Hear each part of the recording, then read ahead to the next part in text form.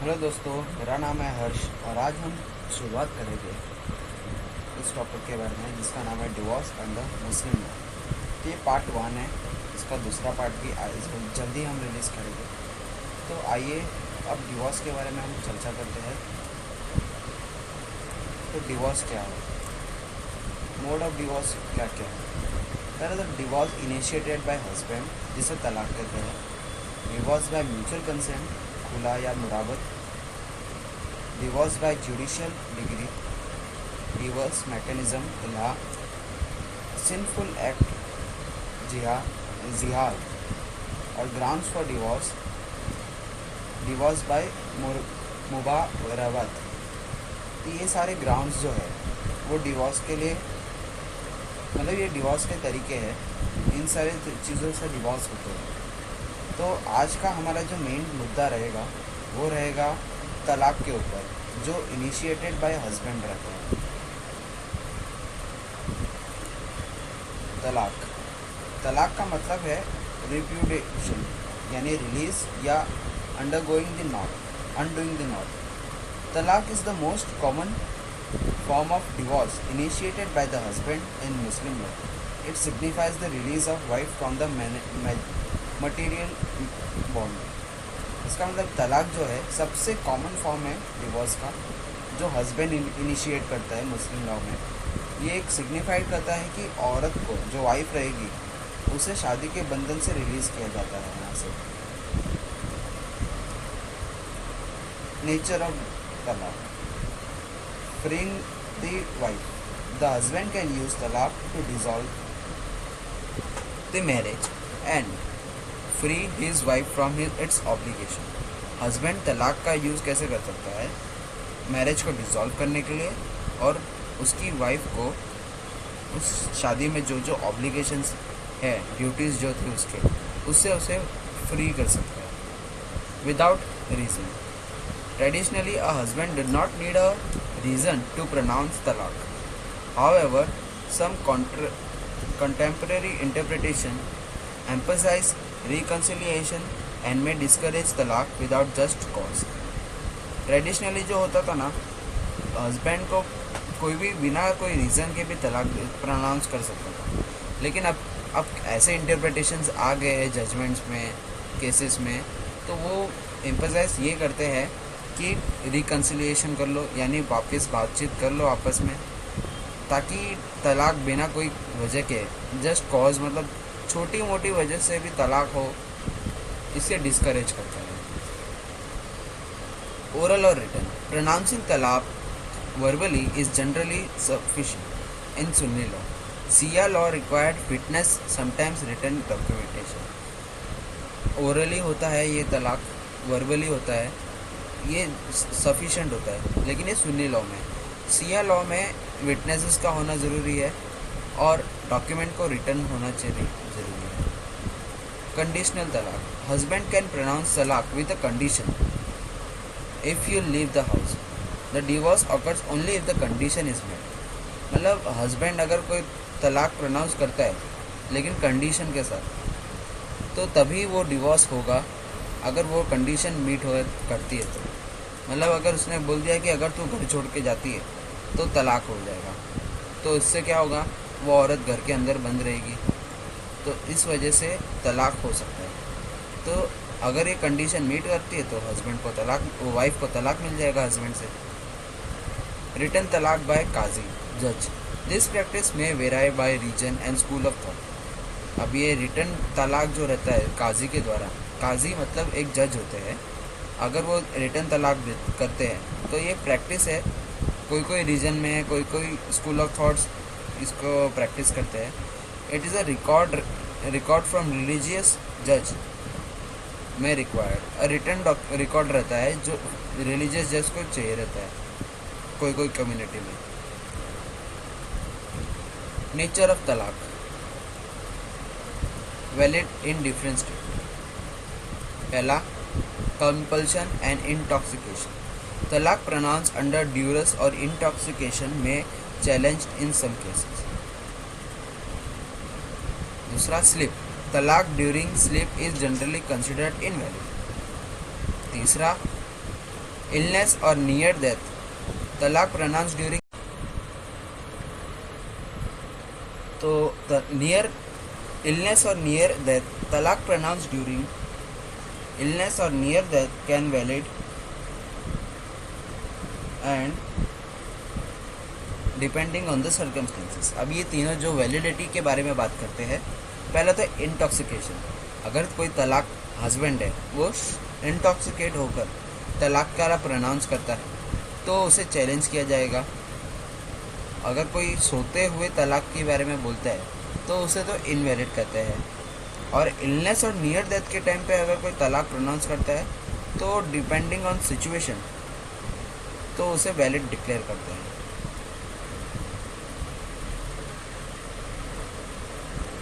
फिर आएगा तलाक as per Siya law. Witnesses यहाँ पे ज़रूरी है। सिया लॉ रिक्वायर्स तलाक to be pronounce in front of 2 competent witnesses. इसका मतलब है 2 कॉम्पिटेंट विटनेसेस होने चाहिए जिनके सामने तलाक प्रोनाउंस किया जाए। Writing, while oral pronunciation is necessary, written documentation may required after the fact depending on the specific jurisdiction. Written document के अलावा पहले तो जो ओरली हम जो प्रोनाउंसमेंट करते हैं वो ज़रूरी होता है, और रिटन डॉक्यूमेंटेशन रिक्वायर्ड रहता है कि fact depending on specific jurisdiction के हिसाब से डिपेंड करता है कि रिटन डॉक्यूमेंट चाहिए या नहीं चाहिए। तो ये 2 तरीके थे सिया में। फिर फॉर्म ऑफ तलाक, तो पहला आता है तलाक अल सुन्नत, preferred way by Sunni and सियास।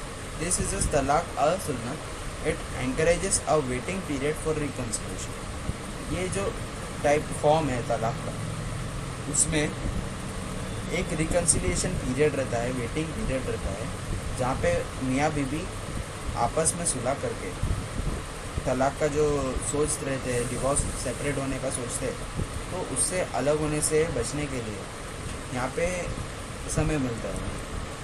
पहले तो तलाक ए हसन, इसे अच्छा तलाक कहा जाता है। हस्बैंड से तलाक once during a time and the wife is not menstruating, they haven't had a sexual relation, there is a waiting period if they want to reconcile। ये एक सबसे अच्छा फॉर्म मानते हैं तलाक का, तलाक ए हसन। इसमें हस्बैंड जो रहता है वो एक बार तलाक कहता है, और उस वक्त वाइफ के साथ ना उसका कोई सेक्सुअल रिलेशन हुआ हो, ना वाइफ मेंस्ट्रुअल साइकिल में रहती हो, मतलब उसके पीरियड्स ना हो, तो ऐसे यहाँ पे एक पीरियड वेटिंग पीरियड रहता है, इद्दत कहते हैं उसे। तो यहाँ पे इस पीरियड के अंदर दोनों मियाँ बीवी सुलह करके रिकन्सिल कर सकते हैं अपने डिसीजन को। फिर तलाक ए हसन, ये ज़्यादा अच्छा होता है। हस्बैंड से तलाक 3 टाइम, ठीक है, but with long intervention in between. Each time wife is not menstruating and they had a sexual relation. This gives them a chance to reconsider in between each pronouncement. अब ये और भी अच्छा तरीका होता है एहसन, तलाक ए हसन होता है। तो यहाँ पर जो ये टाइम रहता है, 3 टाइम यहाँ पे तलाक देते हैं हस्बैंड, 3 टाइम तलाक कहता है, और ये लॉन्ग इंटरवल होता है, तुरंत के तुरंत नहीं बोलता है। यानी 1 महीने में के बाद बोलेगा, फिर अगले 1 महीने के बाद बोलेगा। इस बीच वाइफ ये पीरियड्स में नहीं हो और उन मियाँ बीवी के बीच में कोई सेक्सुअल रिलेशन नहीं हो, तो इस पीरियड के बीच में चांस मिलता है दोनों को कि अपने बीच में रिकन्सिडर करें अपने प्रोनाउंसमेंट को, और अपने बीच की जो मिसअंडरस्टैंडिंग रहती है, जो भी वजह रहती है, उसे सॉर्ट आउट करें। इसके बाद आता है दूसरा फॉर्म तलाक ए बिदअत, डिसअप्रूव्ड वे इन सुन्नी ओनली। अब ये डिसअप्रूव्ड वे क्यों कहते हैं? इसे कंसिडर करते हैं sinful due to lack of chance of reconciliation. तलाक ए बिदअत जो है, यहाँ पे चांस नहीं मिलता है रिकन्सिलिएशन करने का, मतलब बातचीत वापस सुलह मशवरा करने का। तो इसके बारे में हम जानेंगे आगे। ट्रिपल तलाक, हस्बैंड से तलाक 3 times in a row or in a short period this finalize the divorce immediately even if he didn't mean. अभी ये जो प्रैक्टिस है आउटलॉस करता है कोई कोई कंट्रीज़ में, लेकिन जो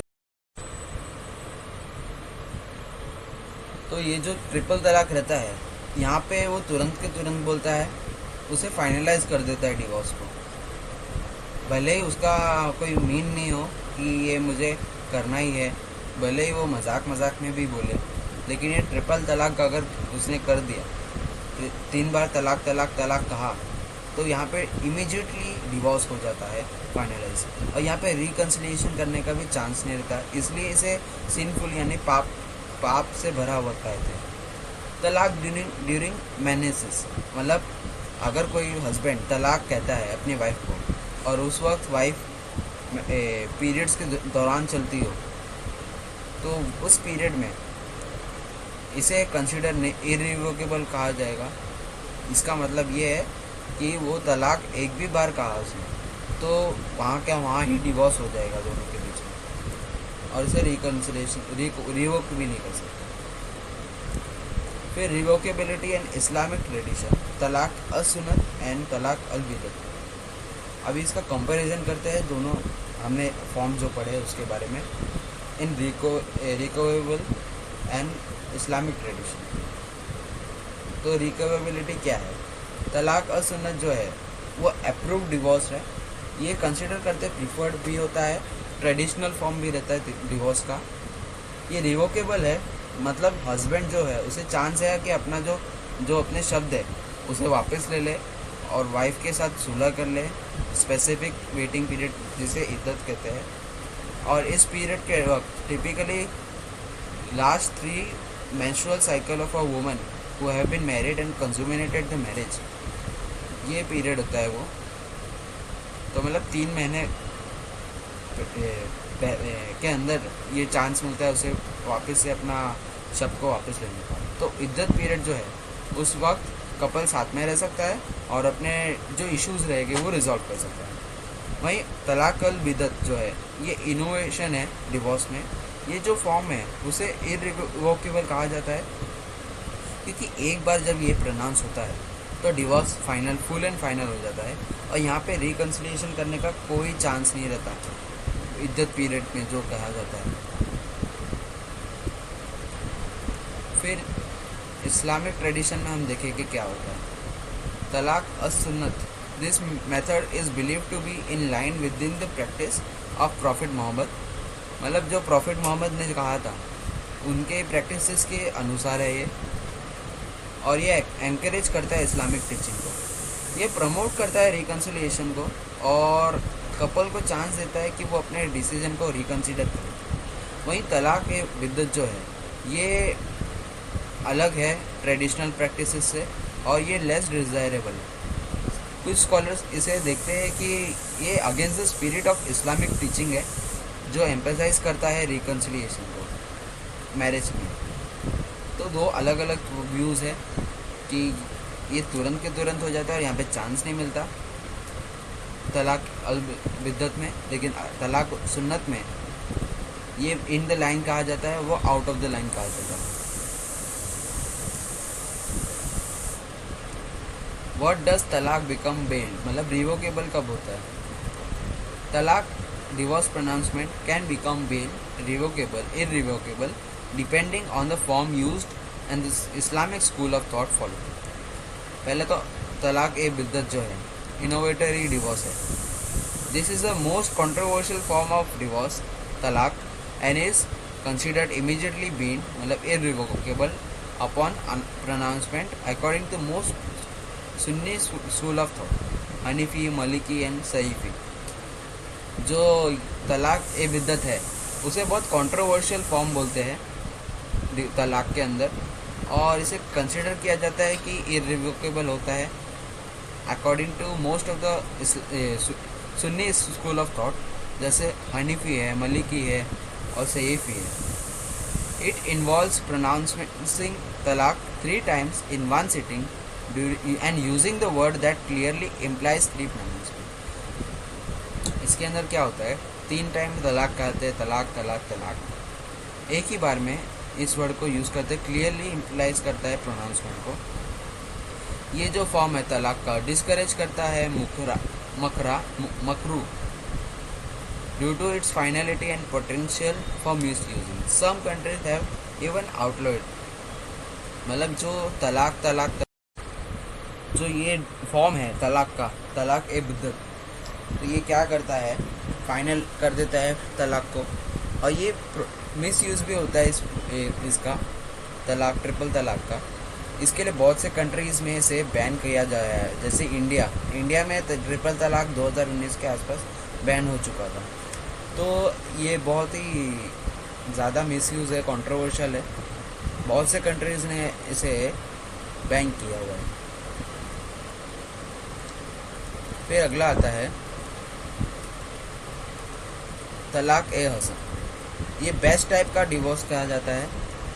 दिस इज प्रीफर्ड सुन्नत फॉर्म ऑफ तलाक एंड कंसिडर रिवर्सेबल अंटिल इद्दत पीरियड इज कंप्लीट। तो ये एक प्रीफर्ड किया जाता है तलाक के फॉर्म को। इस तलाक के फॉर्म को बहुत ज़्यादा बेस्ट टाइप है इसे कहा जाता है, क्योंकि यहाँ पे रिवर्सेबल हो सकता है, कंसिडर कर सकते हैं, यहाँ पे रिवर्स ले सकते हैं। मतलब गति है, हस्बैंड जो है, शौहर जो है, वो अपने शब्द को वापस ले सकता है इद्दत पीरियड ख़त्म होने के पहले। अगर इद्दत पीरियड ख़त्म हो गया उसके बाद अगर हुआ तो यहाँ पे रिवोकेबल नहीं है। इट इन्वॉल्व्स प्रोनाउंसिंग तलाक once during the wife pure period when she is not menstruating. इसका मतलब ये है कि तलाक एक ही बार बोला जाता है, लेकिन उस वक्त वाइफ जो है पीरियड्स में नहीं होनी चाहिए, मेंस्ट्रुएटिंग में नहीं, कंडीशन में नहीं होनी चाहिए। ड्यूरिंग द इद्दत waiting period usually 3 menstrual cycle, मतलब 3 महीना लगभग, husband has chance to revoke the तलाक बाय रिज्यूमिंग मैरिटल रिलेशन और expressing a clear intent to reconcile. ये जो इद्दत पीरियड है, वेटिंग पीरियड है, ड्यूरिंग 3 मेंस्ट्रुअल साइकिल्स, मतलब 3 महीने लगभग, तो ये 3 महीना चांस रहता है हस्बैंड को, वो अपना जो तलाक उसने किया था उसे रिवोक करे और अपने शादीशुदा रिलेशन को वापस से आगे बढ़ाए, क्लियर इंटेंट के साथ रिकंसिलिएट करे। अगर इद्दत पीरियड ख़त्म हो जाता है बिना रिवोकेशन के, तो तलाक जो रहता है वो बेन हो जाता है, मतलब इररिवोकेबल हो जाता है। तो यहाँ पे कंफर्म हो जाता है तलाक।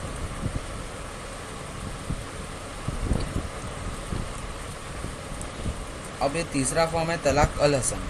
ये गुड टाइप ऑफ डिवोर्स कहते हैं। ये फॉर्म होता है समवेयर बिटवीन तलाक ए बिद्दत एंड तलाक ए हसन। इट इन्वॉल्व्स प्रोनाउंसिंग तलाक twice in one sitting during the wife pure period.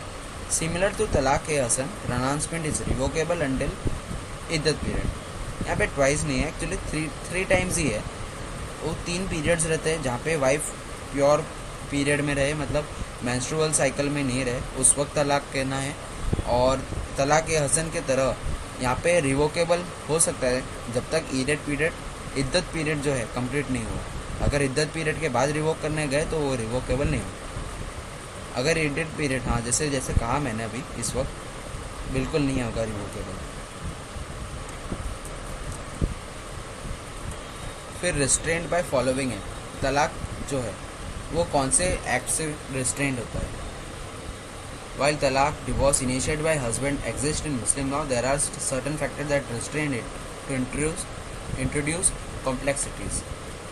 Doctrine of हलाला, ये कॉन्सेप्ट कॉन्ट्रोवर्शियल है, यूनिवर्सली एक्सेप्टेड नहीं है इस्लामिक लॉ में।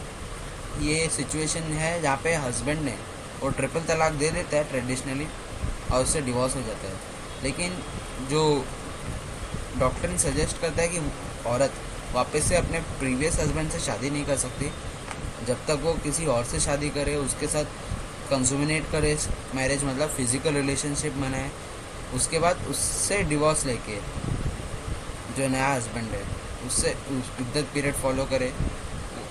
अगर वो हो गया उसके बाद वो डिवोर्स कंप्लीट होएगा तो वो पहले हस्बैंड से शौहर से शादी कर सकते हैं।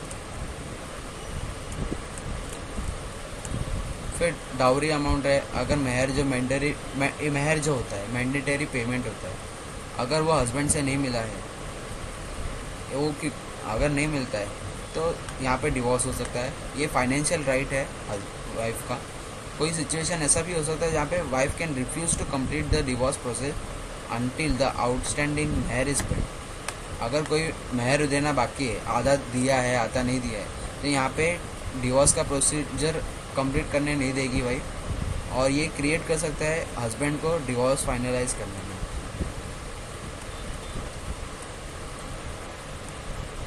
फिर डेलीकेटेड, तो एक डेलीकेटेड डिवोर्स रहता है तलाक ए तफीयत। This refer to situation where husband delegates the power of divorce to a wife under certain condition. मतलब हस्बैंड रहता है, अपना जो डिवोर्स का पावर है वो वाइफ को दे देता है कोई कंडीशन में। Condition are specified in marital contract. For example, the wife might be given the right to divorce if the husband fails to fulfil his marital obligations. Wife को ये हक दिया जाता है, ये मतलब शादी का जो कॉन्ट्रैक्ट रहता है मुस्लिम मैरिज में, उस मैरिज में कंडीशंस को स्पेसिफाई किया जाता है, और यहाँ पे जो वाइफ रहती है उसे राइट दिया रहता है डिवोर्स का। अगर हस्बैंड फेल करता है अपना कोई फुलफिल करने के लिए, मतलब अपना कोई वादा रहेगा, ऑब्लिगेशन रहेगा, ड्यूटी रहेगा शादी के बंधन का, अगर फुलफिल नहीं करता है तो वो डिवोर्स का राइट वाइफ को। In such case wife initiate the divorce, not the husband, restricting him unilateral power. जो वाइफ यहाँ पे ऐसे केसेस में वाइफ को चांस मिलता है इनिशिएट करने का डिवोर्स का, ना कि हस्बैंड को। तो इससे हस्बैंड की राइट को जो पावर है वो रिस्ट्रेंट होती है। Restraint by following act, death and illness and इद्दत पीरियड जो रहता है, वेटिंग पीरियड, वो ऑब्जर्व करना चाहिए औरत को डिवोर्स के बाद, और या तो हस्बैंड के मरने के बाद। इस वक्त अगर वो डिटरमाइंड होती है कि वो प्रेग्नेंट है तो उसे रीमैरिज नहीं कर सकती। अगर डेथ इलनेस है, अगर हस्बैंड का कोई इशू है कि वो सीरियसली इल है और वो मर सकता है, और वाइफ का इद्दत पीरियड के दौरान वो मर जाता है, तो ऐसा जो whether the question is the तलाक इज़ वैलिड, तो यहाँ पे ऐसा क्वेश्चन आ जाता है, तो यहाँ पर भी डिस्टेंट हो जाता है। Witnesses. The point about the witnesses might be referring to Hanafi school of thought opinion. In some case, if husband dies during the wife iddat period after talaq, witnesses to the talaq might be required to confirm its legal purpose. जैसे कि अभी इसके पहले वाला जो point था उसमें हमने देखा कि हस्बैंड अगर सीरियसली इल है और वो मर जाता है वाइफ की इद्दत पीरियड के दौरान, तो जो विटनेसेस रहते हैं हनीफी स्कूल ऑफ थॉट के हिसाब से, जो हस्बैंड मर जाता है तो जो तलाक के वक्त जो विटनेसेस रहते हैं उनका रिक्वायरमेंट रहता है कि वो कंफर्म करे आगे की लीगल प्रोसेस। आज का वीडियो बस इतना था, ये फर्स्ट पार्ट है, इसमें सिर्फ हमने तलाक के बारे में बात किया। तो आगे के वीडियो के लिए देखते रहिए हमारे चैनल। Thank you.